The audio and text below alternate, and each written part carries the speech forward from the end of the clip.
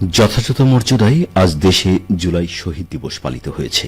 গত বছর ফ্যাসিবাদ বিরোধী অভ্যুত্থানে ১৬ই জুলাই রংপুরে পুলিশের গুলিতে শহীদ হন আবু সাইদ। জুলাই অভ্যুত্থানের বিষয়টি স্মরণীয় করে রাখতে ১৬ই জুলাই প্রথমবারের মতো জুলাই শহীদ দিবস হিসেবে পালন করা হয়। দিবসটি উপলক্ষে নানা কর্মসূচি হাতে নেওয়া হয়।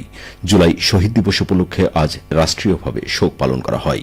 প্রধান উপদেষ্টা ড মোহাম্মদ ইউনূস জুলাই শহীদ দিবস উপলক্ষে বাণী দেন। আজ দেশের সব সরকারি, আধা সরকারি ও স্বায়ত্তশাসিত প্রতিষ্ঠান এবং শিক্ষা প্রতিষ্ঠান সহ সব সরকারি ও বেসরকারি ভবন এবং বিদেশে বাংলাদেশ মিশনে জাতীয় পতাকা অর্ধনমিত রাখা হয়। এছাড়া শহীদদের রুহের মাগফিরাত কামনায় দেশের সব মসজিদে বিশেষ দোয়া অনুষ্ঠিত হয়।